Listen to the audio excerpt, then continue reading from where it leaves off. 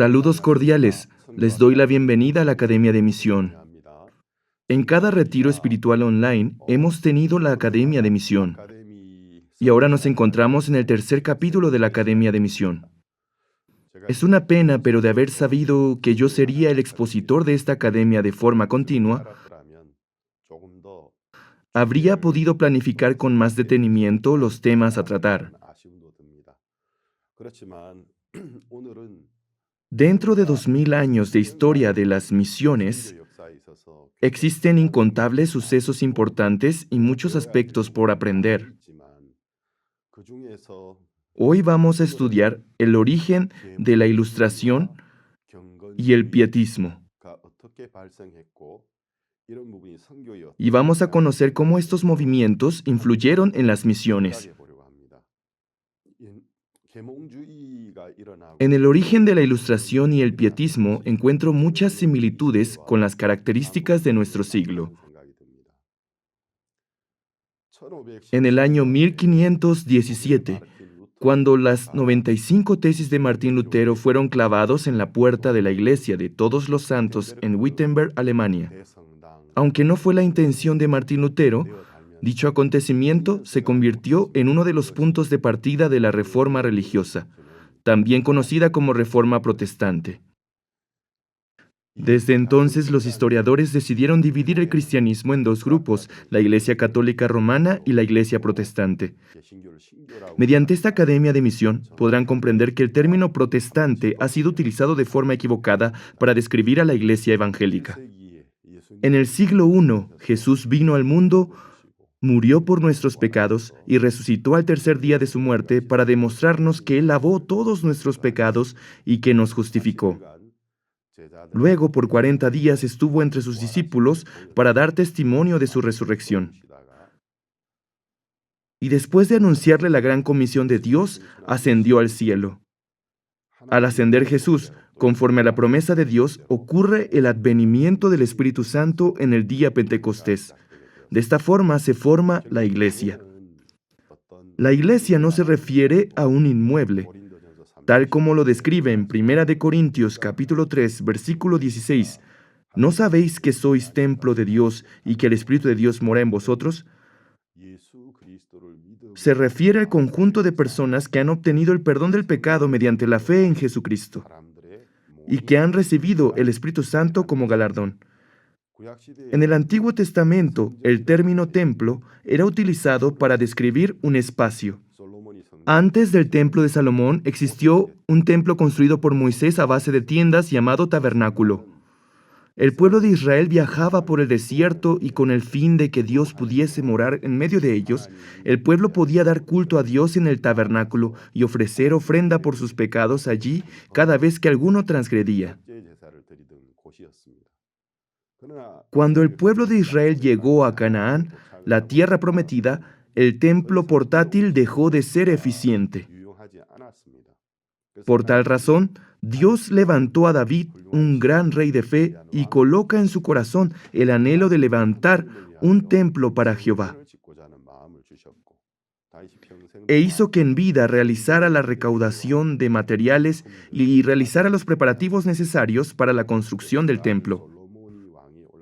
Cuando su hijo Salomón subió al trono, fue construido el templo de Salomón. En el Antiguo Testamento, el primer lugar en la tierra en donde Dios llegó a morar fue en el tabernáculo y luego en el templo. Ambos lugares eran santos. Luego de que el templo de Salomón fue destruido y el pueblo de Israel cumplió 70 años de esclavitud, Israel regresó de Babilonia. Bajo la guía de Zorobabel, reconstruyen el templo de Dios, el cual se llamó el templo de Zorobabel. Dicho templo fue restaurado por el rey Herodes en el tiempo de Jesús y fue llamado el templo de Herodes. Pero en el año 70 después de Cristo, con la captura de Jerusalén y su caída a manos de los romanos, el templo terminó desapareciendo de la historia de la humanidad. Sin embargo, en el día Pentecostés, con el advenimiento del Espíritu Santo, la Biblia termina cambiando la definición de templo. a la reunión de aquellos que han recibido el Espíritu Santo en sus corazones, a la congregación de nacidos de nuevo, dijo Dios: ¿No sabéis que sois templo de Dios y que el Espíritu de Dios mora en vosotros? El origen y el propósito de la Iglesia ha sido anunciar el Evangelio a terceros, predicar a los gentiles, salir al extranjero, es decir, realizar misiones.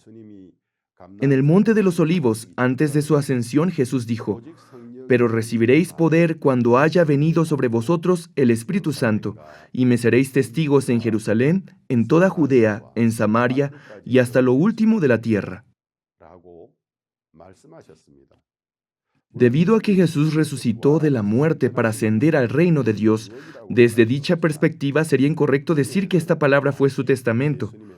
Pero al pensarlo desde otro punto de vista, estas fueron las últimas palabras que Jesús dejó para sus amados apóstoles y discípulos que se quedaron en la tierra. Pero recibiréis poder cuando haya venido sobre vosotros el Espíritu Santo, y me seréis testigos. Dice que serán testigos en primer lugar en Jerusalén, en segundo lugar en toda Judea, y al salir de los límites de Judea hasta la tierra de Samaria, tierra considerada por los judíos de gentiles, y al salir de la tierra de Samaria hasta lo último de la tierra. Es así como Jesús hizo que el Evangelio llegase a nosotros. El Evangelio no nos convierte en religiosos. El Evangelio permite que nos arrepintamos del pecado y mediante la fe en Jesucristo, el unigénito de Dios, nos salvemos del pecado. Y de esa forma nos permite reconciliarnos con Dios. Y al colocar el Espíritu Santo de la promesa en nuestros corazones, nos convierte en hijos de Dios. Esa es la esencia del Evangelio. Este mismo Evangelio fue preservado y enunciado en su forma más pura durante el siglo I. Pero con la manifestación del diablo en Roma, el diablo colocó en el corazón del emperador de Roma el odio hacia los cristianos, quien terminó martirizando a muchos cristianos con acusaciones falsas. De esta forma, dio inicio una gran persecución. Sin embargo, los archivos históricos de Roma mencionan que con el pasar del tiempo, los ciudadanos romanos comenzaron a darse cuenta de que los cristianos eran personas moralmente íntegras y ejemplares. A pesar de todo, las persecuciones en contra de la comunidad cristiana continuó por 250 años bajo las órdenes del mismo Imperio Romano.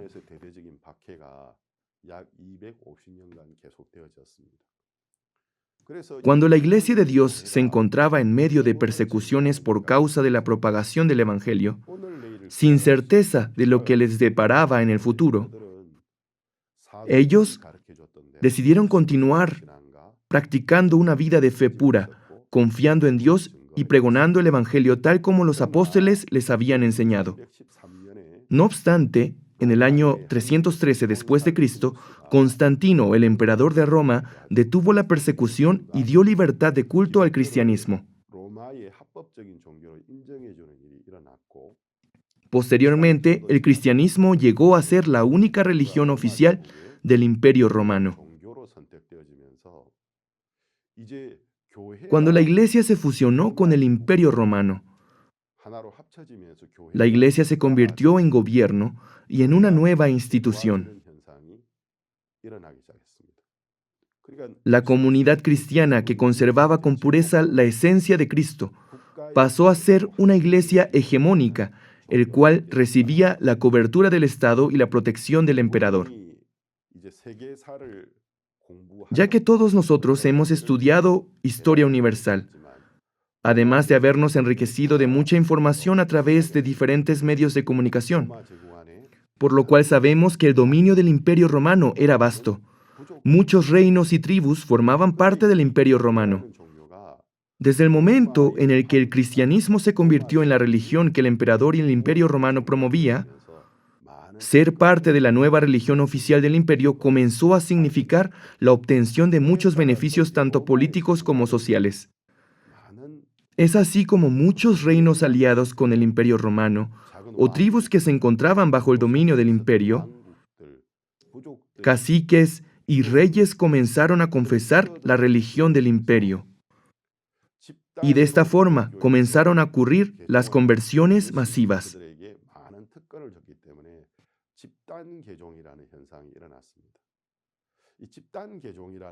Las conversiones en masa habrían podido traer resultados positivos si hubiesen sido regulados de forma adecuada.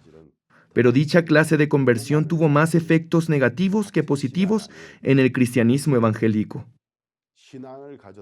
Cuando una gran cifra de personas juran que practicarán la fe y comienzan a formar parte de la comunidad cristiana, es imposible acercarse a cada uno de ellos para dirigirlos al Evangelio. Imaginen cuántos evangelistas se requerirían para lograr esta tarea. Por lo tanto, era imposible llegar a todos. Las conversiones masivas hicieron creer al mundo que el cristianismo se expandía a pasos agigantados por toda Europa. Sin embargo, los nuevos convertidos, supuestos cristianos, desconocían el arrepentimiento, el perdón del pecado mediante la fe en Jesucristo, la certeza de la justificación y la salvación. Sin conocer estos puntos, comenzaron a llamarse a sí mismos cristianos por el simple hecho de haber participado en las ceremonias de conversión. Pero aquellas personas continuaron conservando las tradiciones paganas de sus antepasados, tales como la adoración a diferentes dioses y la creencia en la mitología. Ellos no habían llegado al entendimiento de que tales prácticas eran viles para Dios. Solo por el hecho de que el emperador de Roma se había proclamado cristiano, todos comenzaban a considerarse cristianos. Dicho acontecimiento trajo como consecuencia el sincretismo, y sobre todo el sincretismo religioso. Al ocurrir un sincretismo espiritual, el politeísmo, los dioses, la creencia en el destino, la adoración a imágenes, tal clase de prácticas comenzaron a mezclarse con la supuesta nueva iglesia cristiana. Así, la comunidad cristiana llegó a ser mayoría y los líderes de la iglesia llegaron a ocupar posiciones importantes en el imperio, al grado de que no podían pasarlos por desapercibidos. La iglesia comenzó a aceptar tradiciones humanas y mezcló prácticas paganas con las enseñanzas cristianas. De esta forma, las conversiones masivas causaron la aparición del sincretismo. Y la iglesia primitiva perdió la esencia pura de Cristo que había conservado durante la persecución romana. En realidad, el cristianismo es algo sumamente sencillo. Se trata de una fe pura. Aceptar a Jesucristo, al Hijo de Dios como nuestro Salvador, tener la certeza del perdón del pecado, reconciliarnos con Dios y servirle para dar testimonio del Evangelio. ¿Acaso no son estos aspectos los que conforman el núcleo del cristianismo?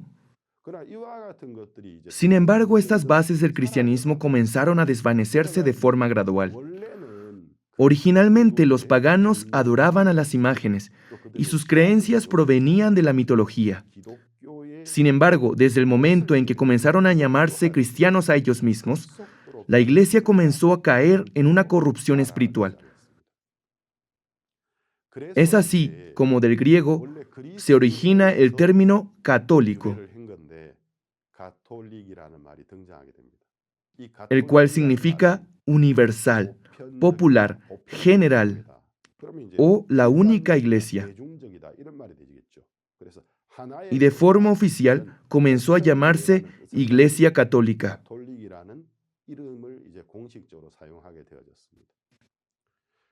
Pero las personas que desde el tiempo de Jesús habían recibido las sanas enseñanzas de los apóstoles, es decir, la iglesia evangélica que había subsistido en medio de la persecución, en un principio se alegraron, ya que la persecución que había durado cerca de 300 años al fin había terminado. Creían que la oración y las lágrimas de los mártires habían sido escuchadas. y que al fin habían obtenido la libertad de orar y dar culto a Dios. Pero aquellos miembros que conservaban la verdadera fe fueron testigos de la corrupción en el que cayó la iglesia en corto tiempo, por lo que decidieron dejar de formar parte de la iglesia hegemónica, y con el fin de conservar la fe pura, se esparcieron en diferentes regiones. Así preservaron la fe y continuaron anunciando el Evangelio. No obstante, debido a que la historia universal es una recopilación de hechos humanos realizado desde el punto de vista de los historiadores, y debido a que ellos desconocían estos detalles de la historia universal ha conservado una perspectiva secular. Y desde dicha perspectiva, la Iglesia Católica llegó a ser considerada la Iglesia Universal. Y la reforma religiosa o protestante pasó a ser uno de los movimientos de oposición en contra de la fe católica, la cual trajo la independización del movimiento que siguió a Martín Lutero. Para ser más específicos, el término protestante es una manera secular e incorrecta de describir a la Iglesia evangélica. Lo cierto es que desde el comienzo de la iglesia primitiva, la iglesia es solo una y es la iglesia que preserva el evangelio puro. Cuando el catolicismo obtuvo la hegemonía, y con la caída del Imperio Romano de Occidente, el Imperio Romano pereció. Pero aquellos líderes que continuaron conservando el poder dentro del caído imperio, se mantuvieron dentro de la iglesia hegemónica, la cual siguió existiendo y conservando las jerarquías de clases. Dicha iglesia continuó existiendo a cerca de 1000 años, logrando un total dominio en el ámbito espiritual, social y cultural. A este tiempo de la historia se le conoce como la Edad Media. También se le conoce como la Edad Oscura. La razón por la que también se le llama de esta manera es porque eran tiempos de gran oscuridad espiritual. Además, el índice de analfabetismo en la Edad Media eran muy altas. Muy pocos eran capaces de escribir y leer. Es por eso que tanto en el aspecto cultural, social y político, como en el espiritual, fue una era oscura.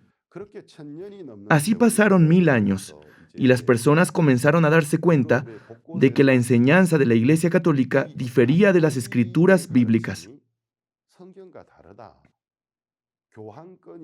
Mediante el estudio de la Biblia, gente de diferentes partes de Europa descubrieron que el papado y las ceremonias impuestas por la Iglesia Católica no eran prácticas provenientes de la enseñanza bíblica.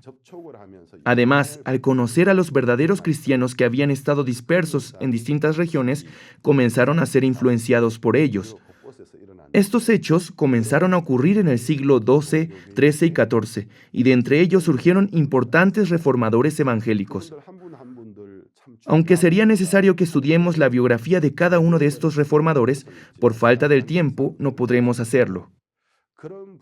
En medio de dichos acontecimientos, a mediados del siglo XVI, aparece un fraile llamado Martín Lutero. En sus inicios, siguiendo los deseos de su padre, Martín Lutero estudió la carrera de Derecho, ya que en aquel tiempo, convertirse en un hombre de leyes garantizaba estabilidad económica y reconocimiento social. Pero por un especial llamado de Dios, Lutero decide convertirse en monje. Como monje de la Iglesia Católica Romana, Martín Lutero fue un hombre sumamente devoto. Estaba seguro de que la Iglesia Católica Romana era la verdadera Iglesia de Dios. Cuando Lutero logró alcanzar una posición importante dentro de la Iglesia Católica, convirtiéndose en representante de varias parroquias, obtuvo un permiso especial para visitar Roma, la Tierra Santa.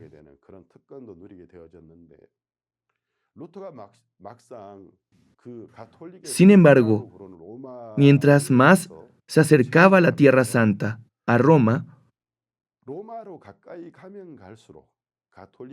Martín Lutero descubre la corrupción existente en la directiva de la Iglesia Católica. Incluso fue testigo de cómo muchos padres y obispos frecuentaban los burdeles. A pesar de todo, Martín Lutero no llegó a pensar que el catolicismo estaba mal. Sin embargo, luego de aquel viaje, muchas incertidumbres se formaron en su corazón.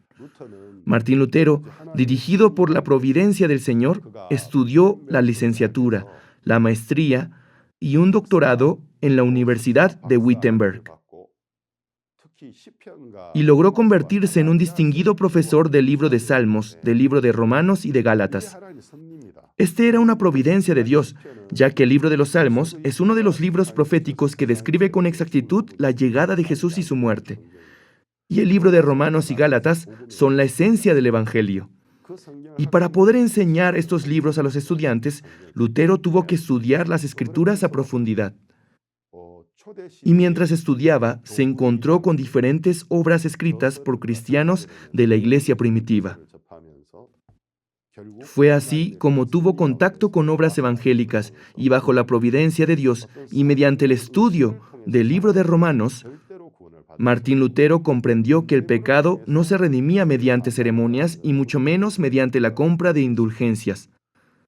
Él descubrió que esta enseñanza no era bíblica y que el papado en la iglesia no era una práctica proveniente de la Biblia.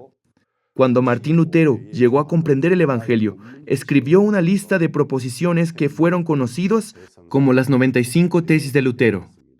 Estas fueron clavadas en la puerta de la Iglesia de Todos los Santos en Wittenberg en el año 1517. Sin embargo, Lutero nunca imaginó que dicho acto se convertiría en el punto de partida de la reforma religiosa.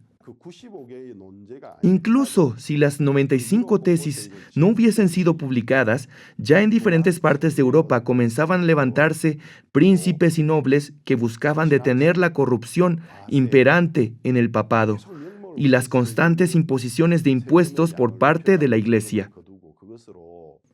Bajo diversos pretextos, la Iglesia Católica siguió recaudando muchos fondos, con los cuales no solo construyeron la Basílica de San Pedro en Roma, sino que los padres y el Papa continuaron corrompiéndose. En aquel entonces, las 95 tesis de Martín Lutero clavadas en las puertas de la iglesia de Wittenberg fue un acontecimiento acertado que vino a resolver las necesidades de aquella época.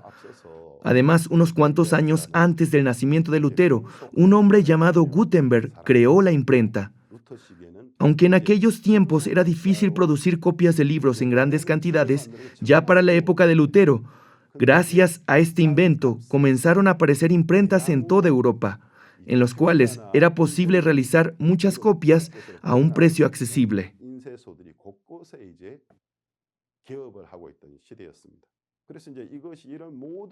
El conjunto de todas estas características de la época se convirtieron en un detonador que causó el inicio de la Reforma Protestante. Tal como lo había mencionado al principio de esta academia, antes de Lutero existieron muchos otros importantes reformadores. Sin embargo, la mayoría de ellos fueron excomulgados o martirizados por la Iglesia Católica Romana. En cambio, en la época de Lutero, gracias a la existencia de la imprenta, los pensamientos y las proposiciones de Lutero lograron darse a conocer al público. Asimismo, la Biblia fue traducida del latín, antigua lengua que pocos conocían, a la lengua del pueblo. Todos estos acontecimientos tuvieron como resultado la Reforma Protestante, lo que trajo como consecuencia que la Iglesia Católica Romana no pudiese impedir el bloqueo de ciertas regiones que antes se encontraban bajo su dominio, la muerte de algunos de sus líderes y la nueva manifestación del Evangelio. En el año 1546, al morir Martín Lutero, Carlos V, emperador del Sacro Imperio Romano Germánico, en el año 1555, sintió la necesidad de reunir a los príncipes y nobles protestantes que incluso después de la muerte de Lutero continuaron oponiéndose al papado. El término protestante proviene del verbo protestar, la cual significa exponer oposición o inconformidad. Yo he sido misionero en varios países de habla hispana. Ya llevo 26 años trabajando como misionero, y el español es una lengua que proviene del latín. Y como ya lo había mencionado, en el español protestante se refiere a una persona que manifiesta una desaprobación hacia algo. Este término no es un vocablo que proviene de la Iglesia. Ante el despotismo del papado, ante el abuso de poder por parte del Papa, los nobles y príncipes formaron una alianza y enviaron un escrito al Vaticano. Dentro de dicho edicto, este grupo se describió a sí mismo como protestantes. Esta es la razón por la que el Vaticano decidió utilizar este término para referirse a todo aquel que protestaba en contra de la fe católica.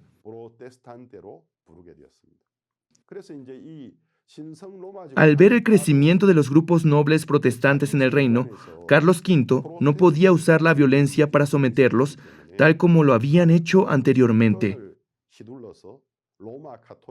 Y con el fin de lograr la unidad católica y traer la paz, Carlos V organiza una asamblea en Augsburgo, Alemania. Luego de convocar a príncipes y a nobles alemanes, les concede la capacidad de elegir la confesión cristiana a practicar en sus estados.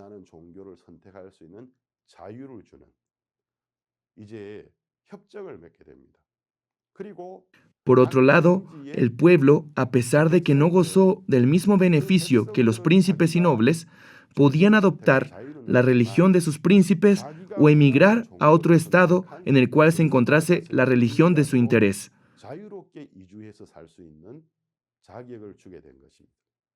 Así, ambas partes firmaron este tratado de paz llamado la Paz de Augsburgo.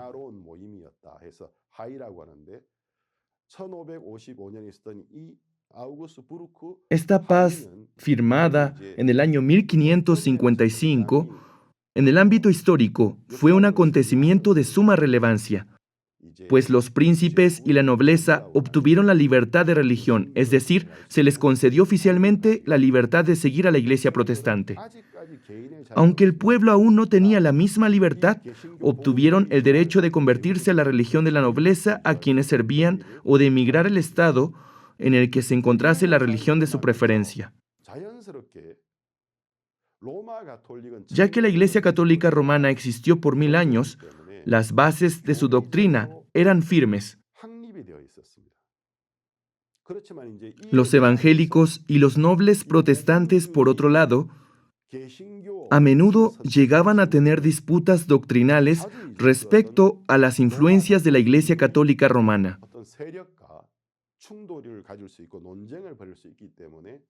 lo cual los llevó a sentir la necesidad de establecerse doctrinalmente.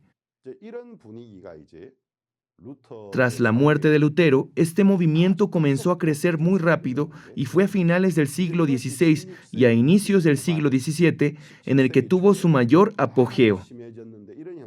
Dicho movimiento se llamó ortodoxia protestante, pues buscaban demostrar qué doctrina estaba más apegada a las enseñanzas de la Iglesia primitiva. Con la reforma religiosa, la Iglesia Católica Romana se dividió en dos, en las iglesias de Occidente y Oriente. La Iglesia de Occidente formó parte de la Iglesia Católica y la Iglesia del Oriente, tiempo después, se convirtió en un concilio. La reforma religiosa protestaba diciendo que la Iglesia Católica no tenía sustento bíblico y que no había recibido la enseñanza de los apóstoles de la Iglesia primitiva. Estos fueron una de las reformas realizadas. En pocas palabras, la reforma religiosa fue un movimiento que buscaba el retorno a las enseñanzas puras de fe de la Iglesia primitiva. Teniendo como vanguardista de la reforma religiosa a Martín Lutero, y bajo la influencia de Lutero, en Suiza aparece otro importante reformador llamado Juan Calvino. Aunque era de origen francés, fue en la ciudad de Ginebra, Suiza, el lugar en el que pasó la mayor parte de su vida. Otro de los reformadores nacidos en Suiza fue Ulrich Zwingli. Así en Holanda y en muchos otros países de Europa fueron influenciados espiritualmente por Lutero y mediante el estudio de la Biblia descubrieron la verdad.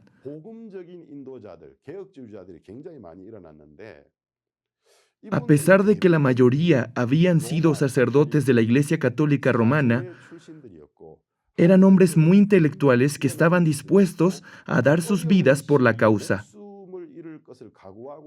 Pero a pesar que eran personas con una voluntad fuerte que tuvieron éxito con la reforma religiosa, fuera de las enseñanzas esenciales relacionadas con el Evangelio. Entre ellos, había ligeras e irrelevantes diferencias doctrinales, tales como la manera de dirigir la iglesia o la forma de practicar la vida de fe. Pero dichas diferencias representaron un gran obstáculo para lograr un consenso, como por ejemplo la diferencia de opinión entre Lutero, Calvino y Zwingli respecto a la Eucaristía. A pesar de que estos puntos de vista no eran cruciales para llevar a cabo la vida de fe, impidieron la unificación de los distintos movimientos evangélicos. Y comenzaron a cuestionarse cuál de las doctrinas era más ortodoxa. Nosotros somos la Iglesia ortodoxa. Nuestras enseñanzas se asemejan más a las enseñanzas de la Iglesia primitiva. Nosotros anunciamos un evangelio fiel a las escrituras bíblicas. Así discutían entre ellos. El movimiento de la Reforma Protestante comenzó a dividirse debido a una intensa discusión doctrinal y teológica. A este suceso se le conoce como ortodoxia protestante. Y como consecuencia de este conflicto, la mentalidad de sacrificio, la disposición de convertirse en mártir con el fin de proteger el Evangelio de Cristo, aquel deseo puro y el fervor por anunciar el Evangelio sin cesar que existió anteriormente en el movimiento de la reforma religiosa, terminó desapareciendo.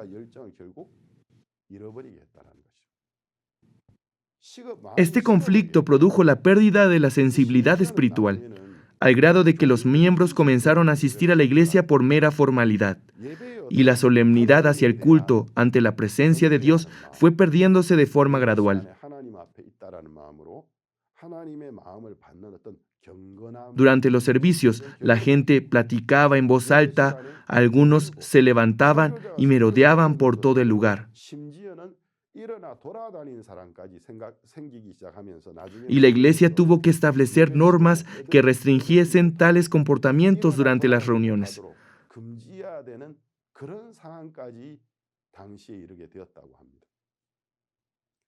Así se volvieron muy distantes de la pureza con la que antes, agradecidos con el Evangelio, ofrecían sus vidas para el Evangelio. La iglesia comenzó a convertirse en un espacio lleno de normas y comenzaron a discutir entre ellos con el fin de demostrar cuál de las iglesias protestantes era la más apegada a las enseñanzas de la iglesia primitiva. Así surge la ortodoxia protestante, la cual produjo conflictos doctrinales. Aquí podemos ver muchas similitudes entre el cristianismo actual y el de aquella época. Aún hoy existen lugares en los que el cristianismo es perseguido, países en los que se pierde la vida por causa del Evangelio. Sin embargo, hoy contamos con libertad de religión y derechos humanos. Y de cierto modo, el cristianismo de hoy muestra muchas similitudes con la ortodoxia protestante, el dogmatismo y la iglesia jerárquica que estuvieron a finales del siglo XVI y a principios del siglo XVII.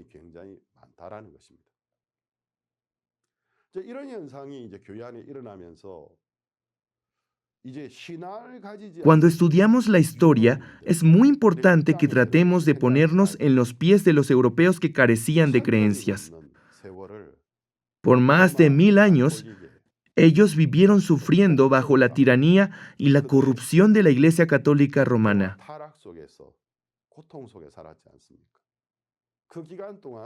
Y durante ese periodo, la Biblia no era un libro público, pertenecía a la Iglesia Católica Romana. Era posesión del Papa. En conclusión, la autoridad del Papa, la autoridad de la Iglesia Católica Romana y las diferentes ceremonias impuestas por la misma se encontraban por encima de la autoridad de la Biblia. He ahí la razón por la que fue una edad oscura. La única forma de confirmar si diferimos de Dios o no es mediante las escrituras bíblicas, ¿verdad? Pero la Iglesia Católica se había convertido en una autoridad institucional capaz de castigar e imponer normas. Una iglesia jerárquica, con un papado. Una iglesia con autoridad para imponer ceremonias. Todas estas enseñanzas se encontraban por encima de la Biblia. Cuando la gente comenzó a descubrir que estas prácticas eran erróneas, ocurre la Reforma Protestante, un gran acontecimiento que promovía el retorno a las Sagradas Escrituras. A través de la Reforma, el Evangelio comenzó a anunciarse y muchos comprendieron cuál era el verdadero Evangelio bíblico. Y cada uno, de forma independiente, pudo obtener la certeza de la salvación, la certeza del perdón del pecado y la certeza de que al morir podrían ir al reino de Dios. La Reforma Protestante no solo influyó en el aspecto espiritual, sino también en el aspecto social, cultural y artístico, dando inicio al Renacimiento. Pero a la vez, la Iglesia evangélica empezó a experimentar una corrupción espiritual. De forma involuntaria, comenzó a tomar el mismo rumbo que la Iglesia católica. Y en el corazón del pueblo europeo comenzó a formarse el disgusto hacia la Iglesia. Ya estamos hartos, ya fue suficiente. La Iglesia Católica Romana aprovechó este conflicto para difamar a los cristianos evangélicos, llamándolos cristianos escolásticos, argumentando que ellos trataban de imitar dicha corriente. La escolástica proviene del latín escolásticos, de aquí también proviene la palabra escuela, y fue una corriente filosófica y teológica que buscaban comprenderlo todo con base en la coordinación de la fe y la razón humana. Y con el fin de difamar a la Iglesia protestante, la Iglesia católica comenzó a llamarlos cristianos escolásticos.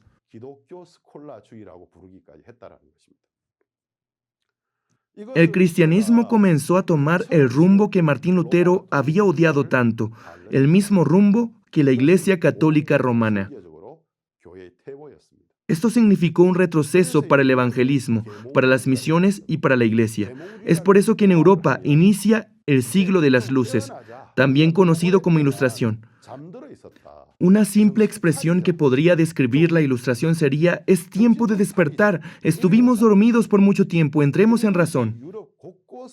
Muchas personas de diferentes partes de Europa comenzaron a pensar de esta manera, convirtiéndose así en un movimiento ideológico, la cual se llegó a llamar Ilustración. Es así como en el siglo XVII y XVIII, la razón humana se convierte en la base de la sociedad, lo cual hizo que la gente cambiara la forma de ver el mundo. En el idioma francés, a este periodo se le conoce como siècle des Lumières, y en el español como el siglo de las luces, el cual quiere decir iluminar, despertar. Y con el pasar del tiempo, como consecuencia de la Ilustración, surge el naturalismo, una corriente filosófica que refutaba la existencia y la omnipotencia de Dios, partiendo de la idea de que todo lo que existe tiene un origen natural. También surge el racionalismo, y así continúa hasta llegar al ateísmo. Estas corrientes también llegaron a influir en la Iglesia, causando la aparición de la teología liberal. Aún en la época actual, la teología liberal es uno de los movimientos teológicos que más ha debilitado y perjudicado a la Iglesia.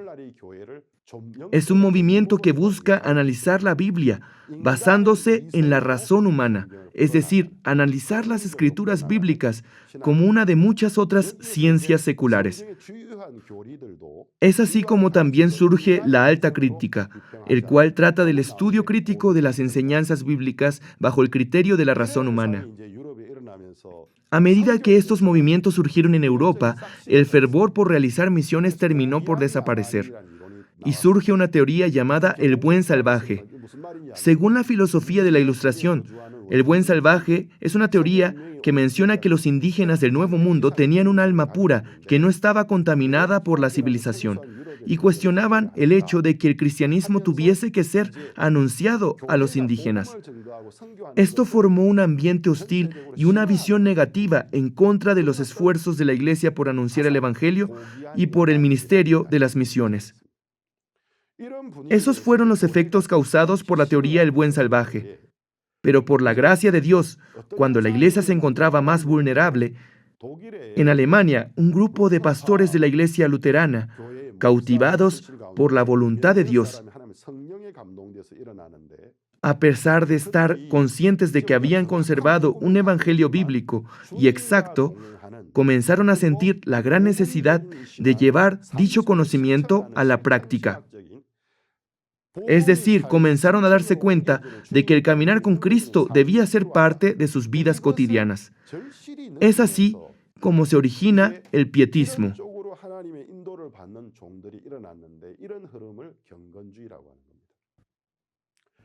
El pietismo fue acuñado por el alemán Johann Arndt, pastor de la Iglesia Luterana, quien escribió un libro llamado Cristianismo Auténtico.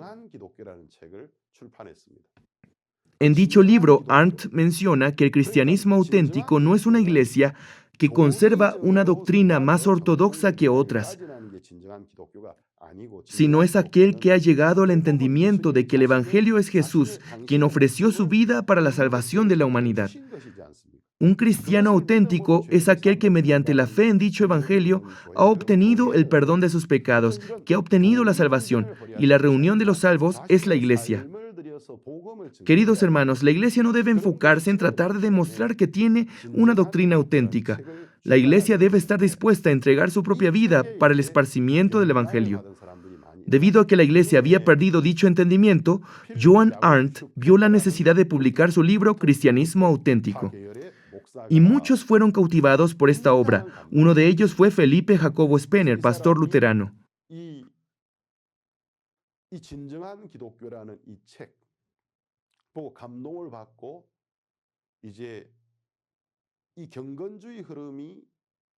Si Johann Arndt fue quien sembró las semillas del pietismo,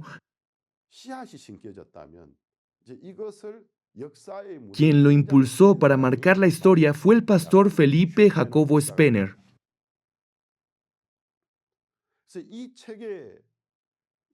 Y en el año 1675, el pastor Felipe Jacobo Spener escribió un libro llamado Deseos Piadosos.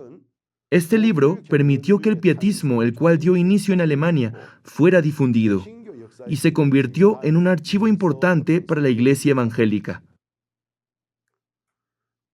Si la reforma religiosa fue un movimiento que buscaba que la corrompida iglesia hegemónica volviera a las enseñanzas de la iglesia primitiva, el pietismo fue una corriente que buscaba que las iglesias protestantes, las cuales se habían corrompido doctrinalmente a causa de la ortodoxia protestante, volvieran a la práctica de una fe pura.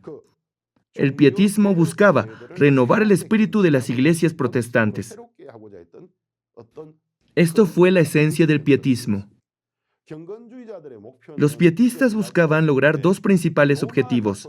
Número uno, buscaban que la iglesia hegemónica, es decir, la Iglesia Católica Romana, las iglesias protestantes, dejasen de ser iglesias institucionales que enseñan la fe como un simple conocimiento teológico dominado por el formalismo.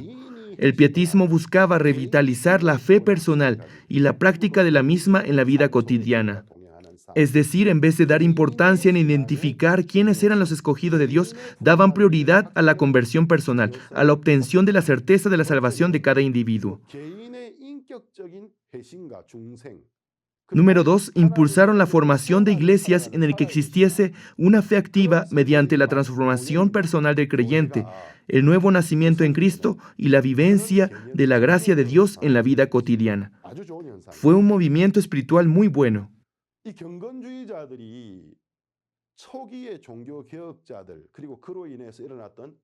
La diferencia entre el pietismo y la ortodoxia protestante se encuentra en que el pietismo dio mayor relevancia a la correcta práctica de la fe, más que en la búsqueda de una doctrina correcta.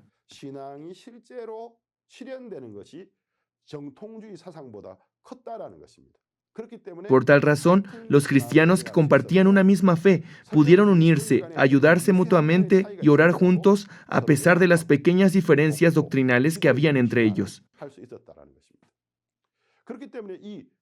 Esta es la razón por la cual en Europa a este movimiento también se le conoce como movimiento de renovación de las iglesias protestantes y movimiento misionero. Luego de Arndt, bajo la influencia de Arndt, el pastor Spener se da la tarea de dar a conocer el pietismo al mundo. En otras palabras, un movimiento que promueve una fe activa y una vida en compañía de Cristo.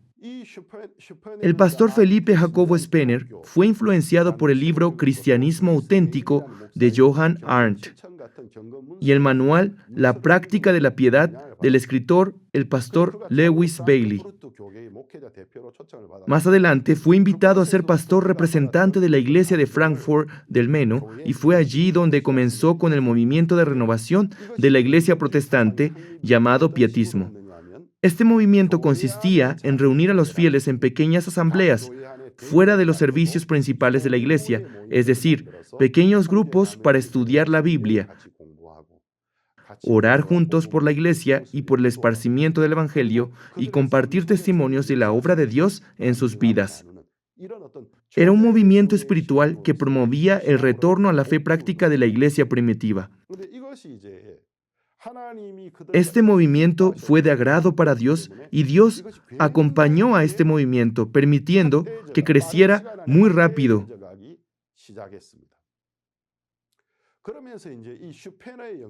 Muchos fueron influenciados por las enseñanzas de Spener. Entre ellos se encuentra August Hermann Francke. Francke, siendo profesor de la Universidad de Leipzig, realizaba reuniones de estudio bíblico y de oración para los estudiantes, la cual fue de gran impacto e hizo que Francke se ganara reconocimiento. Aunque más adelante, Francke terminó siendo despedido de la Universidad de Leipzig por las mismas razones. En aquel mismo tiempo, Felipe Jacobo Spener forma parte en la fundación de la Universidad de Halle, y en el año 1692, por la recomendación de Spener, Francke se convierte en profesor de la Universidad de Halle. Desde el momento en el que Francke es designado profesor de la Universidad de Halle, se convierte en el sucesor de Spener en el pietismo, y la Universidad de Halle se convierte en la sede del pietismo alemán y en el centro de formación de misioneros que serían enviados a todo el mundo. Por otro lado, Spener era padrino del duque Nikolaus Ludwig van Zinzendorf, líder de la Hermandad de Moravia en Alemania, ya que los padres de Zinzendorf habían sido seguidores de las enseñanzas de Spener. Deciden nombrar a Spener como el padrino de su hijo. Y desde muy pequeño, Zinzendorf era visitado por Spener, quien le enseñó la Biblia y le ayudó a conocer el Evangelio de Cristo. Tiempo después, Zinzendorf ingresa a estudiar a la Universidad de Halle, en el cual conoce a Francke, quien se encargó de sembrar en él la visión de enviar misioneros a todo el mundo. Más adelante, Zinzendorf llega a convertirse en líder de la Hermandad de Moravia en Alemania. Mediante Spener, Zinzendorf obtuvo la certeza de la salvación y mediante Francke comprendió que aquel que tiene el Evangelio debe salir al mundo a anunciarlo, tal como lo hizo la iglesia primitiva. Al obtener la visión de llevar el Evangelio a todo el mundo, Zinzendorf logra transmitir dicha visión a la Hermandad Morava, quienes más adelante llegan a realizar un gran movimiento misionero que influyó en todo el mundo. Un día los hermanos John Wesley y Charles Wesley de Inglaterra son influenciados por la Hermandad de Moravia. Ambos obtuvieron la certeza de la salvación al escuchar el Evangelio en la iglesia morava. Y fue este suceso el que más adelante trajo un gran avivamiento a Inglaterra, además de la formación del movimiento metodista. En la misma época que John Wesley recibió la salvación, George Whitefield recibe la salvación. Las predicaciones de Whitefield trajeron grandes cambios a la sociedad inglesa, causando un gran avivamiento espiritual, misma que al llegar a Norteamérica dio inicio al primer gran despertar, luego al segundo y al tercer movimiento de evangelización.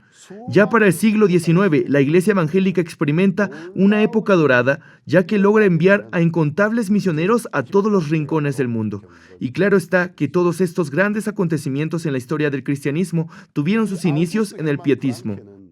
Tal como lo había mencionado previamente, August Hermann Francke, en el año 1687, cuando tenía 20 años de edad, mientras se preparaba para predicar el libro de Juan, capítulo 20, versículo 31, descubre que no tenía la fe verdadera y viva. Luego de meditar, experimentar la conversión de fe en Cristo, y de ese modo se convierte en un pietista activo. Con la ayuda de Spener, Francke ingresa como profesor de la Universidad de Halle y dedica 36 años de su vida a dicha labor. La Universidad de Halle fue la sede central del movimiento pietista en Europa, el cual fue fundado en el año 1694 por Federico III, elector de Brandenburgo, quien formaba parte de la Escuela de Lectores, grupo que tenía la función de elegir a los emperadores del Sacro Imperio Romano Germánico. Al fundarse la Compañía de Comercio Danesa en las Indias Orientales, la Corona de Dinamarca siente la necesidad de enviar misioneros que pudiesen anunciar el Evangelio a los empleados daneses y nativos. Gracias a dicha necesidad se realiza la fundación de la Universidad de Halle. Por lo tanto, la Universidad de Halle fue una escuela que inició con el fin de enviar misioneros al Oriente. Al principio, dicha universidad estuvo bajo las políticas de educación de Felipe Jacobo Spener durante 10 años. Luego, su sucesor, August Hermann Francke, se encargó de convertir dicha universidad en el centro del movimiento pietista y en la base de las misiones mundiales.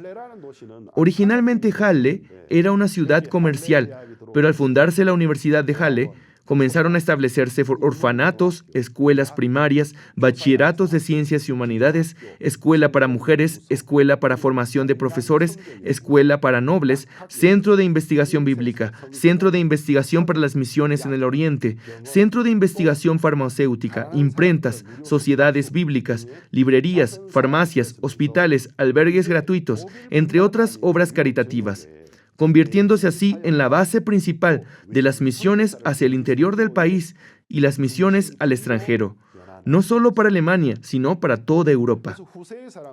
Es por eso que las generaciones posteriores mencionan que una de las principales razones del éxito ministerial de los pietistas de la Universidad de Halle se debe a la realización de misiones de evangelización enfocadas a las comunidades heterodoxas.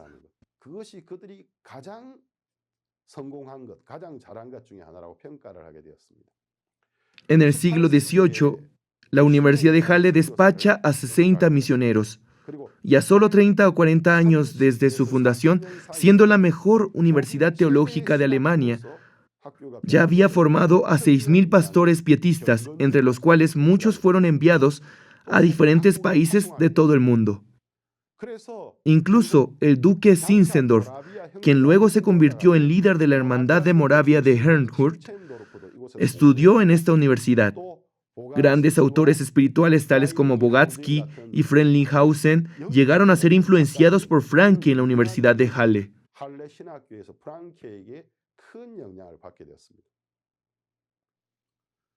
Debido a que la corona de Dinamarca había levantado una compañía comercial en las Indias Orientales, la corona solicita a Francke misioneros que pudiesen viajar a dichas tierras. Y con ese fin se establece la misión danesa Halle, una misión que incluye a la Universidad de Halle y a la corona de Dinamarca. La misión danesa Halle, en el año 1620, envía al estudiante Bartholomaus Ziegenbalg y al estudiante Henry Pluschow como misioneros de Tranquebar, India, para que anuncien el Evangelio a los empleados de la compañía danesa ubicada en las Indias Orientales.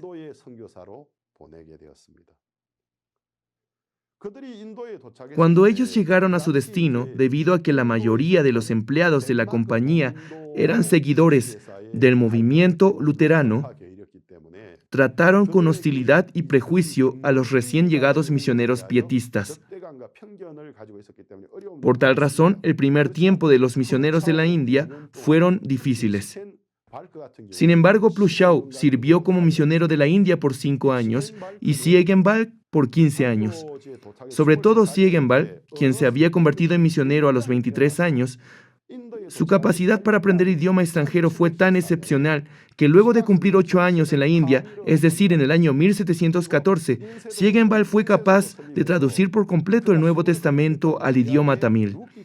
También establece imprentas en la India y antes de su muerte logra traducir el Antiguo Testamento hasta el libro de Ruth, dejando así un gran legado en el ministerio de las misiones. En el caso de Franke, nunca dejó de contribuir para el ministerio de las misiones en todo el mundo. Y no podemos descartar la gran contribución que los pietistas de la Hermandad Morava de Herrnhut hicieron a las misiones mundiales de forma particular, bajo el liderazgo de uno de los líderes cristianos más importantes de Alemania después de Lutero, el duque Zinzendorf. Dicha hermandad también despachó a muchos misioneros a todos los rincones del mundo, logrando así dejar una gran huella en la historia de la Iglesia evangélica. Más adelante, la Hermandad de Moravia llegó a conocer a Wesley, suceso clave que dio inicio a un gran avivamiento evangelístico en Inglaterra y al gran despertar en América Británica. Hoy nosotros podemos aprender muchas cosas de estos acontecimientos históricos. En primer lugar, el hecho de que nosotros hayamos recibido la salvación significa que hemos recibido una gran gracia de Dios. Pero eso no significa que debamos limitarnos a la salvación. Incluso si yo he obtenido el perdón de mis pecados y la certeza de la salvación, incluso si he recibido la promesa de la vida eterna, tal como Jesús nos enseñó, a pesar de las dificultades y pruebas que lleguemos a enfrentar, su voluntad es que anunciemos el Evangelio a todas las naciones y a todo aquel que desconoce el Evangelio sin cesar. Y en el momento que realizamos esta comisión es cuando la fe comienza a aplicarse en nuestras vidas. Así podemos vivir una fe en la que el Señor camina junto a nosotros. En realidad, la única forma de llevar esta vida es en compañía del Señor, y de esta forma se preserva la pureza del Evangelio. La Iglesia crece sin cesar y más adelante produce grandes manifestaciones evangelísticas. Fue así como sucedió la reforma religiosa. Luego la Iglesia se corrompe a causa de la ortodoxia protestante, lo cual trae como consecuencia la Ilustración, un movimiento que realza la razón humana por encima de las escrituras bíblicas. Sin embargo, bajo la providencia de Dios se presenta el pietismo, movimiento que plantea que la salvación de los pecados no lo era todo, sino que se debía encaminar la vida junto a Dios y anunciar el Evangelio. Y gracias al movimiento pietista, el mundo fue testigo de una gran manifestación misionera. Queridos hermanos, por la gracia de Dios, nosotros hemos recibido la salvación. Si nosotros no nos sostenemos de la fe que proviene del Evangelio para anunciar el Evangelio, existe una alta posibilidad de que también nosotros terminemos convirtiéndonos en personas dogmáticas y teóricas. Por otro lado, si nosotros nos sujetamos al Evangelio y avanzamos, el Señor sentirá la necesidad de estar con nosotros y nosotros podremos depender de Él y el Evangelio se preservará puro y eso traerá como resultado la salvación de muchas personas. Esto es lo que nosotros hoy pudimos aprender a través del estudio de la historia de las misiones y a través del estudio del pietismo. Espero que todos nosotros, al igual que Spener y Franke, podamos ser partícipes de la valiosa obra de Dios y seamos testigos de la obra de Dios. Que la bendición de Dios sea con ustedes. Muchas gracias. Hasta luego.